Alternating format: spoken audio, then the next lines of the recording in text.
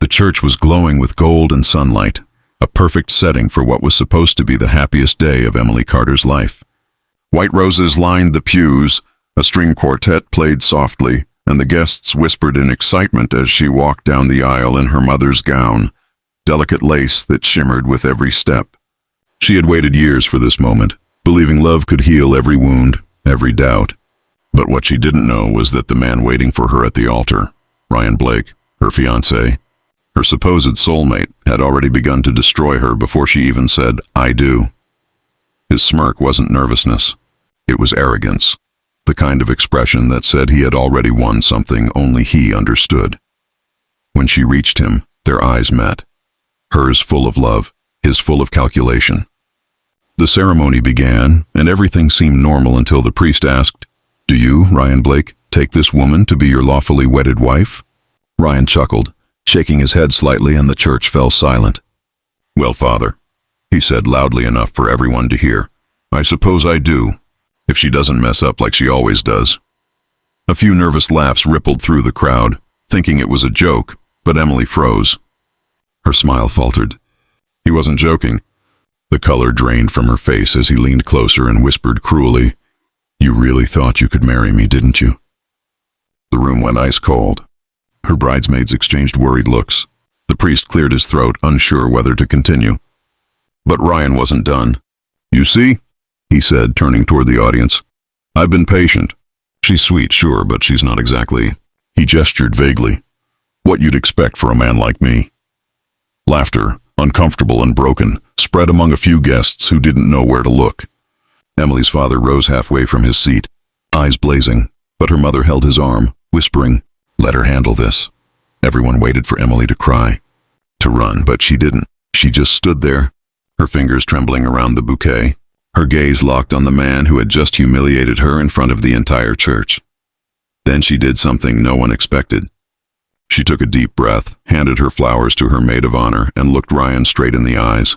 Calm, steady, terrifyingly composed.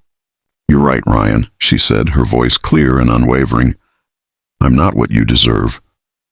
A murmur went through the guests. Ryan smirked, thinking he'd won. But Emily wasn't done. "Because what you deserve," she continued, stepping back slowly, "is someone who thinks cruelty makes them powerful. Someone who believes love is a game. Someone who can stand in front of God and still lie through his teeth." The priest tried to intervene, but she held up her hand. "Please, Father, let me finish." Outside the church, the sound of her heels echoed like thunder against the marble steps, each step heavy with both heartbreak and liberation. The guests poured out behind her, whispering, filming, gasping, some in disbelief, others in admiration. Emily didn't cry, not once. Her hands trembled, yes, but her face carried the expression of a woman who had seen enough betrayal for one lifetime and had chosen peace over pretense. As she reached the bottom of the stairs, the wedding photographer, who had worked for her family for years, hesitated before snapping another photo. But Emily looked straight at the lens and said, "Go ahead. I want this moment remembered." That photo would later go viral, the bride who walked away from toxicity. Inside, chaos was unfolding. Ryan tried to regain control, pretending it had all been a misunderstanding. "She's just emotional," he told the priest, the guests, anyone who would listen. "She's always dramatic." But even his friends weren't convinced anymore. The calm fury in Emily's words had shaken them to the core. His best man, Lucas, who'd known him since college, stared at him with open disgust. "You went too far this time, Ryan," he muttered. "That wasn't a joke. That was cruelty." Ryan waved him off. "She'll come back. She always does." But for once he was wrong, painfully wrong. Her voice grew stronger with every word. When Emily walked into the reception hall moments later, people fell silent. The string quartet stopped mid-song, waiters froze with trays in hand, and all eyes turned to her. Gone was the bride who once smiled shyly beside her fiancé. What stood there now was a woman reborn. She took the microphone meant for their first dance and said, "Ladies and gentlemen, I'd like to make a small announcement. The wedding may be off, but the celebration isn't, because today isn't the end of my story. It's the beginning." Laughter and cheers rippled through the crowd. Even the band members clapped. Then she smiled gently at her father, who stood with tears in his eyes, and added, "Dad, would you dance with me instead?" told me once that the music started, a slow waltz. Emily took her father's hand, and together they danced in the middle of the room, surrounded by applause. The guests who had come expecting a fairy tale wedding were now witnessing something far more powerful, a woman choosing dignity over dependence.